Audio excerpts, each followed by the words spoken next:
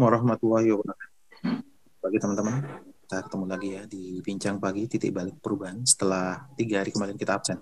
Sebelum kita awali kegiatan kita pagi ini, kita berdoa terlebih dahulu sebagai wujud kesyukuran atas nikmat rahmat kepahaman dalam mengikuti kuliah kita pagi ini.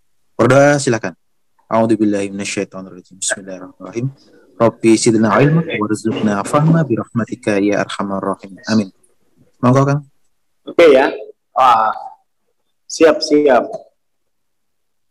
Ya, nanti kita kapan-kapan ke Bali ya sambil lihat pemandangan ombak dan barang bagus. Barang bagus yang jarang-jarang gitu ya. Oke, bismillahirrahmanirrahim. Assalamualaikum warahmatullahi wabarakatuh. Selamat pagi ya. Suaranya jelas ya? Asyanin, suaranya jelas? Aman Kang, aman. Oke. Alhamdulillah. Oke, kita kita lanjutin obrolan pagi kita, kebiasaan kita. Tapi pagi ini kita tidak membahas buku dulu ya. Yang akan kita bahas ini katakanlah ya temuan begitu ya, temuan. Jadi temuannya adalah mengapa mengapa di dunia ini banyak penderitaan begitu ya. Temanya masih tentang penderitaan. Kalau kita baca berita ya di Inggris, kita baca berita ya, dikirimin sama Bang Tommy ya, di Inggris telah terjadi gejala sosial ya, yang itu Masya Allah, astagfirullah ya. Astagfirullah dalam pengertian itu sesuatu yang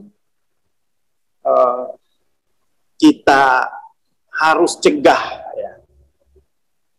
Sesuatu yang harus kita cegah. Dan sebenarnya gejala sosial yang terjadi di berita itu sebenarnya telah lama juga terjadi di masyarakat kita. Hanya saja itu ada semacam perbedaan perlakuan. Kalau itu terjadi di negara maju, kita shock. Tapi kalau terjadi di kampung kita, itu normal, gitu ya. Jadi ada hal yang tidak jujur, ya. Tidak jujur. Jadi kemanusiaan itu berharga di negara maju, tapi kemanusiaan itu tidak ada harganya di negara berkembang atau di negara dunia ketiga. Nah, itu kita tidak jujur tuh. Semalam sambil di perjalanan akhirnya merenung begitu ya. Kenapa begitu?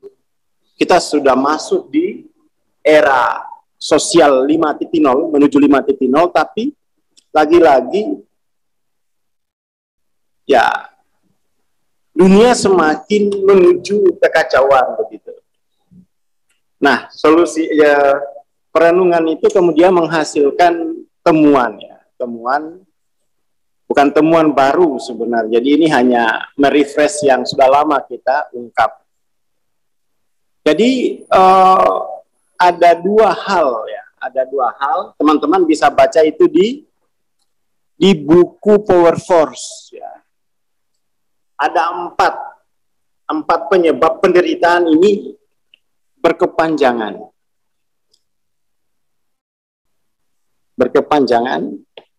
sampai turun-temurun. Nah, baca lagi ya di buku Power Force-nya. Tapi dari 4 itu saya kira itu ada dua kategori ya. Kita bisa bikin dua kategori. Kategori pertama, ini kategori untuk orang awam. Kategori kedua, ini kategori ulama dan ilmuwan. Ilmuwan.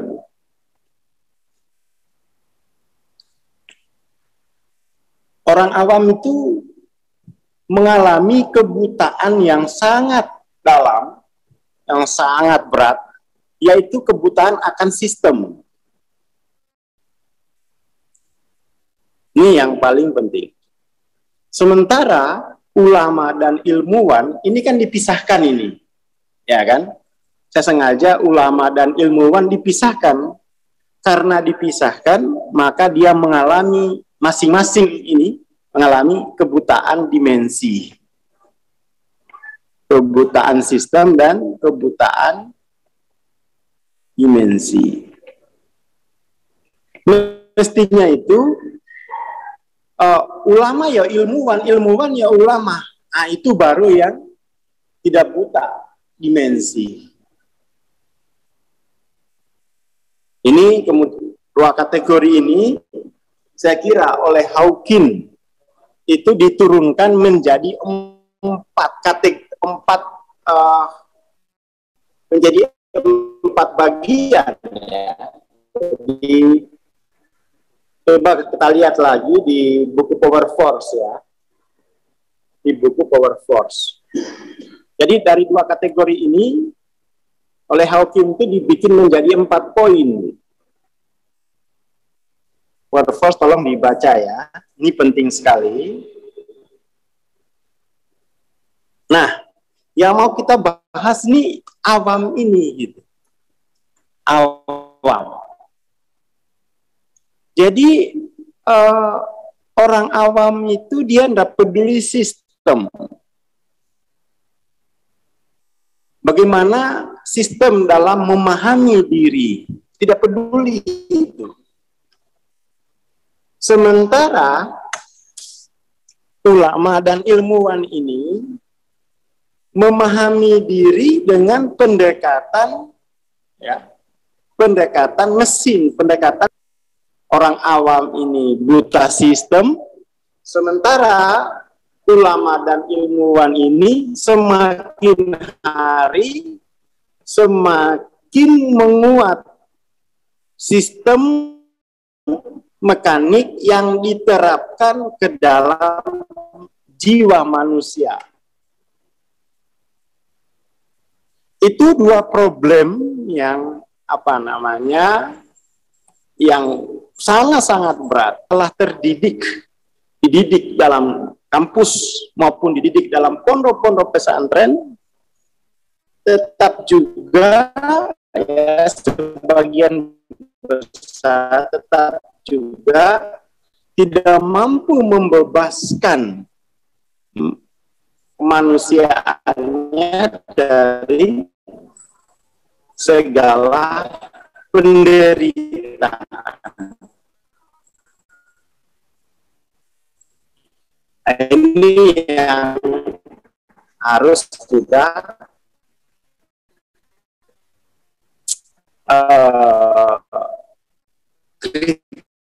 harus kita angkat ya. Kebutaan pada sistem itu membuat penderitaan itu berkepanjangan bahkan turun-temurun. Sementara kebutaan dimensi itu kemudian masalah itu tidak pernah tuntas. Jadi kebutaan dimensi pendekatannya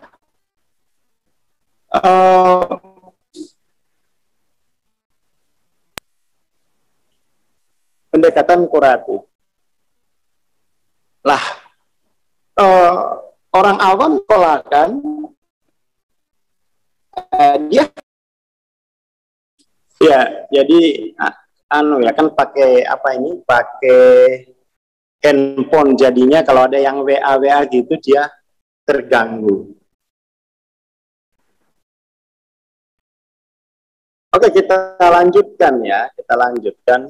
Jadi ini nggak langsung ke Semarang, mampir ke Klaten dulu, Bekam, biar sekalian gitu, biar capek. Jadi kita buta sistem gitu. Orang awam itu kemudian buta sistem. Karena dia buta sistem, makanya dia mudah atau sulit keluar dari relasi kuasa. Dan apesnya itu, penguasa itu masih adalah ya orang-orang atau institusi yang mengalami kebutaan dimensi. Yang mengalami kebutaan dimensi. Jatuhnya ini ya akhirnya dia mau-mau saja itu disebut wong cilik. Mau-maunya itu dikategorikan secara piramid sosial. Kamu orang miskin, kamu orang setengah miskin, kamu sudah mau lepas miskin tapi belum kaya. Kamu orang kaya gitu. Mau-maunya dikategorikan begitu. Dan ini menjadi bancaan politik, menjadi komoditas dia. Walaupun dihaluskan, ya, atau walaupun diperhalus, tetapi itu bukan menurut mereka, itu bukan kejahatan. Ya karena dimensinya memang begitu. Makanya kita sebut kebutaan dimensi. Yang hanya melahirkan pendekatan yang sifatnya kuratif. Maka yang kita perlukan adalah kita mesti mau nggak mau harus didorong untuk merangkul ya. Jadi orang awam ini mesti didorong untuk merangkul sistem. Ya. Harus merangkul sistem. Karena orang awam ini memang ya kemauan untuk memahami dirinya itu sudah tidak ada gitu ya. Nah ini ada Bu Misrini langsung buka Power Force. Nah ini kalau ada buku itu gini. Jadi ketika dibahas langsung gercep gitu saset-saset dibagikan bagi teman-teman grupnya. Enaknya kan begini. Dapat pahala ini. Ya kan? Yang nerima dapat pahala, yang memberi juga dapat pahala. Jadi ketidakmampuan tidak mengindahkan keterbatasan konteks itulah gejala buta dimensi. Kegagalan membedakan subjek objek itu juga buta dimensi. Ketidakpedulian terhadap sifat alami kesadaran ini namanya buta sistem. Jadi kita itu buta sistem. Maka solusinya adalah merangkul sistem. Kalau buta dimensi, kita mesti merangkul dimensi yang baru gitu ya. Merangkul dimensi baru. Nah, kita di di komunitas kita ini, di PCI ini, kita sudah membuatkan sistem untuk memahami diri gitu. Bahwa sistem yang digunakan untuk memahami diri dan masyarakatnya itu nggak bisa sistem mesin gitu. Nggak bisa sistem mekanik. Jadi kita sistem mekanik ini kemudian tuh di puncak itu hanya sedikit. Ya kan? Yang sekolah 20 juta, yang jadi menteri cuma 1. Ya, cuma sedikit. Tidak cocok untuk jiwa ini. Jadi seolah-olah yang lain ini tidak punya nilai atau nilainya rendah. Kita nggak bisa pakai ini. Kalau untuk jiwa, kalau untuk mesin, oke, 100. Kalau untuk jiwa tidak bisa. Maka kemudian kita akan harus merangkul sistem organis. Sistem organis, kalau kita mau bahasakan ini, diri itu harus dipahami dalam sistem nafsani, ya. Sistem kedirian, bukan sistem mesin gitu. Sistem kedirian itu gimana? Sistem kedirian itu dia berlaku sistem orbit subjektif. Dia punya orbit subjektif. Ini namanya sistem nafsani. Jadi berlaku orbit subjektifnya. Ya. Orbit subjektif. Melalui peta kesadaran, orbit subjektif ini bisa kita kategori menjadi 3. Orbit subjektif material,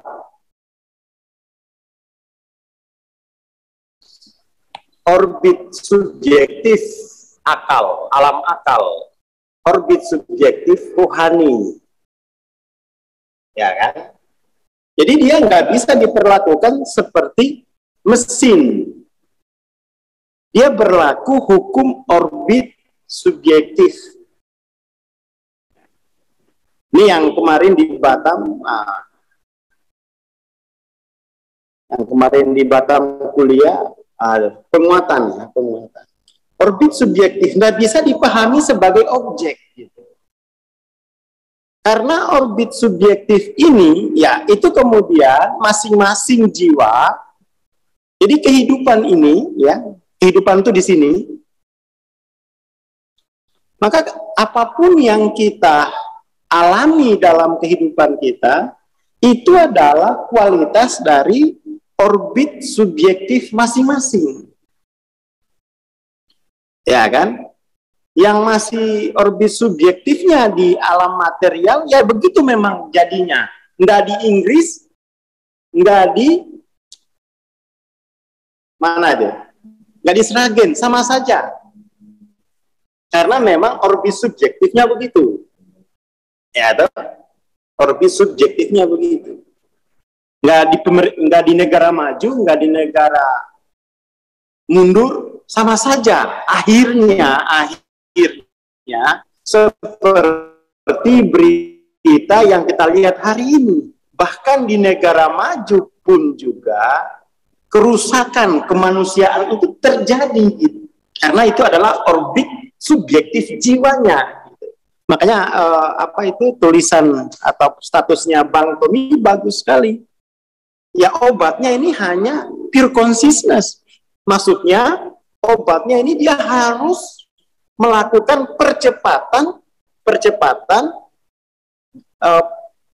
shifting, transformasi garis orbit. Ya, toh? Dia harus, solusinya itu adalah percepatan transformasi spiritual, itu maksudnya transformasi orbit subjektif. Jadi ini teman-teman ya, anak-anaknya itu dikenalkan. Oh kamu kalau walaupun sekolahnya di Inggris, walaupun sekolahnya di Pluto, ya, atau walaupun kamu sekolahnya di surga, disekolahin di surga, TK surga kan misalnya. Kan banyak sekarang itu, nama-nama TK, nama-nama surga. Tetapi orbit jiwamu masih di alam materi, kamu ketemu neraka itu. Kamu ketemu neraka. Ya, jadi mulai harus ini disadari bahwa sistem jiwa ini, sistem nafsani ini sistem orbit subjektif. Semua jiwa harus melakukan perjalanan spiritual, perjalanan transformasi sistem orbit subjektif dari gelap menuju terang, ya kan? Nah, dan ini memang karena ini adalah sistem orbit subjektif.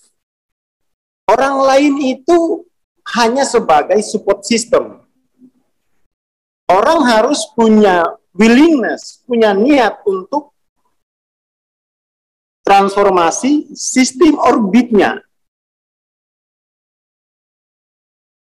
Transformasi sistem orbit. Dari orbit paling rendah ke orbit tertinggi. Dari gelap, orbit yang banyak kegelapannya, ke orbit yang banyak cahayanya atau full cahaya. Orbit yang banyak cahaya itu adalah sistem orbit rohani. Ini jeda ini, antara.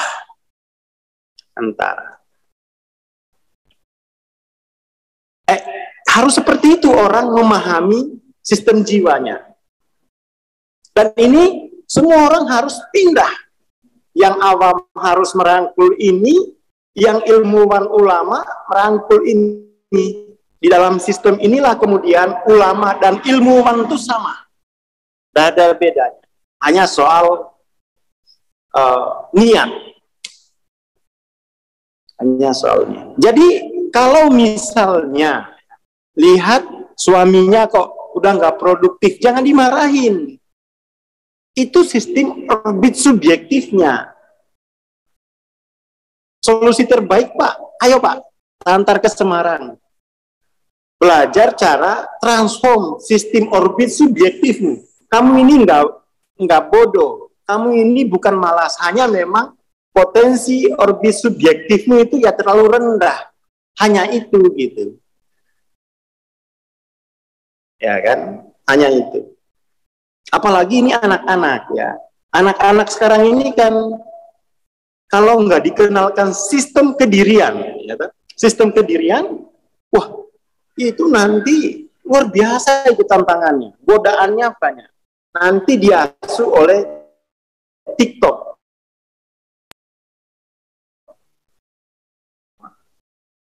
Ngeri sekali. Nanti diasuh oleh TikTok. Oh, kirain suaminya langsung sianida. Jangan. Ya enggak, kalau sudah belajar masih rendah, itu bukan masih rendah, memang itu perjalanannya kurang cepatnya, kan nggak bisa diseret ya. Jadi yang penting berjalan saja, hanya kurang cepat itu kan terkait dengan persiapan masa lalunya gimana, ya kan? Jadi jangan dibandingin dengan yang lain, karena ini namanya sistem orbit subjektif. Jangan bandingin diri kita dengan yang lain. Diri kita ini bukan merek dagang yang harus dibandingkan. Ya. Namanya juga orbit subjektif. Ya dijalani prosesnya. Teman-teman ya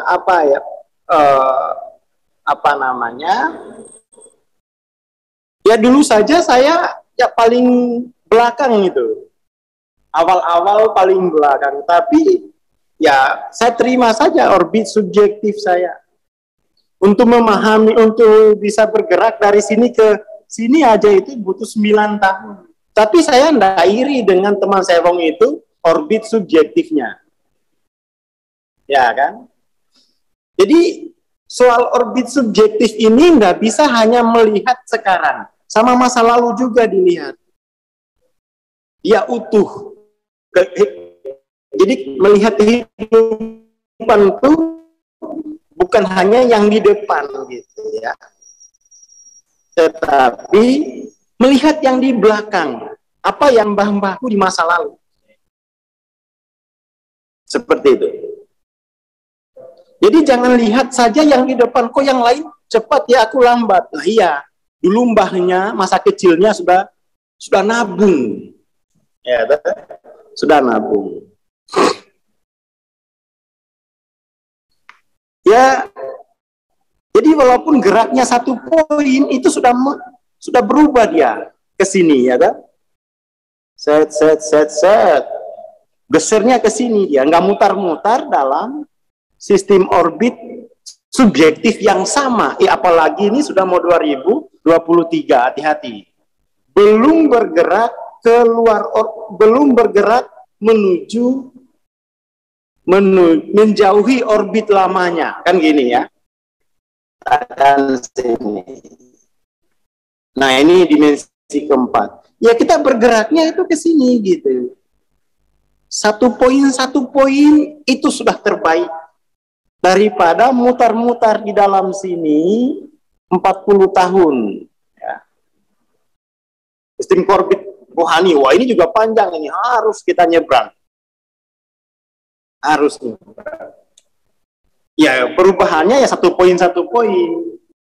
Dan itu jangan bandingin orbit subjektifmu dengan orbit subjektif yang lain. Kenapa? Mbah-mbahnya beda, masa lalunya beda, ya. Tapi masa depannya sama.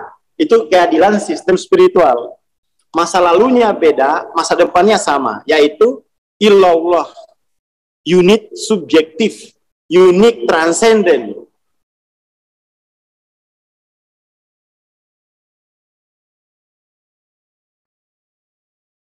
Jadi jangan disamakan masa lalunya. Tapi masa depannya cerah. Masa depannya cerah. Ya jadi berjalanlah. Makanya tuh gerakan kita itu gerakan percepatan evolusi kesadaran.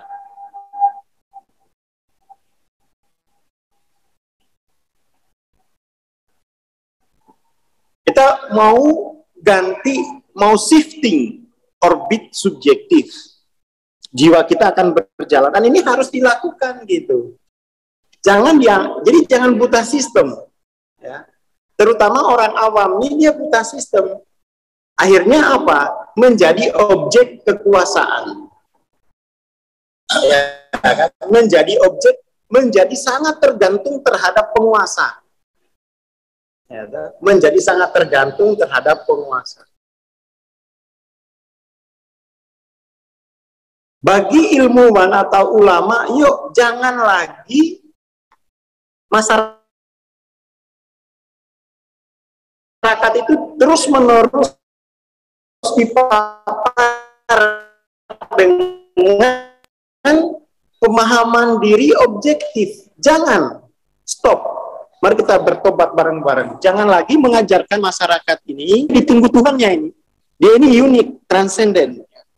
Terus bagi orang tua yang sudah sadar sistem nafsani, sistem orbit subjektif, anak-anaknya dirangkul sistem ini, nak. Walaupun kamu belum terlalu semangat belajar, tapi kamu masuk dulu ke sini, komunitasnya.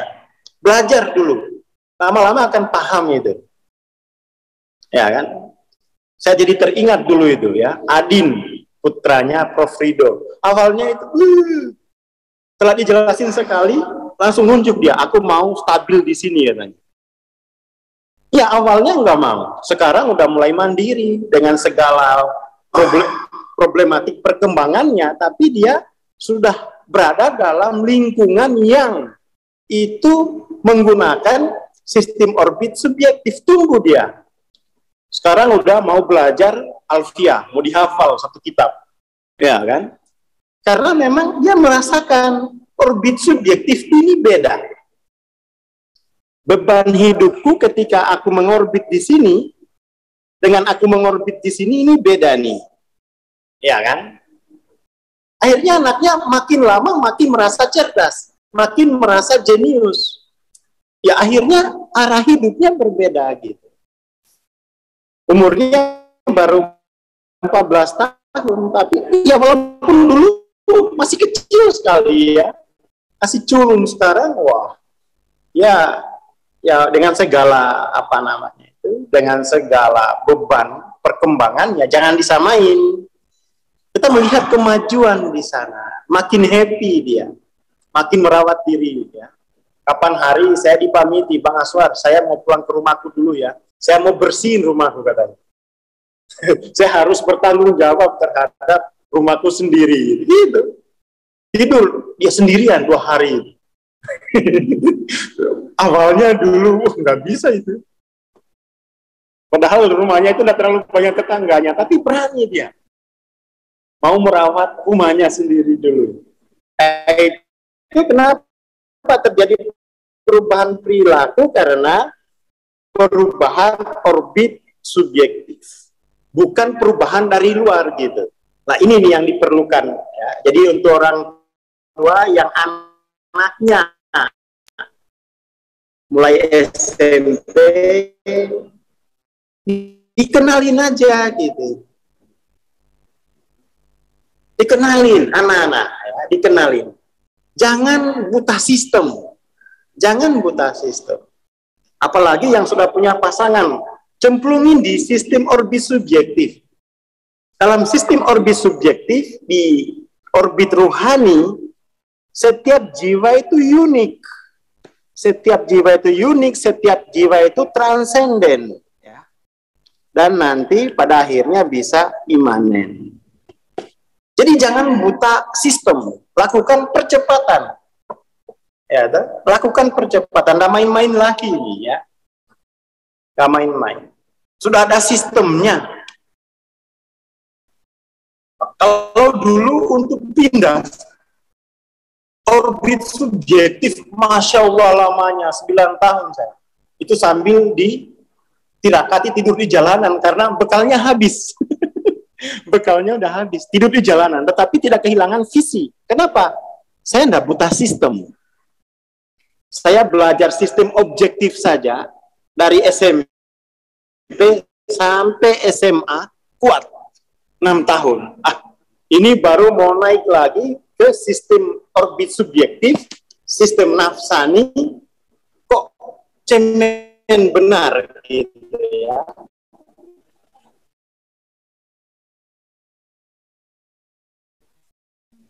Nah ini bagus nih.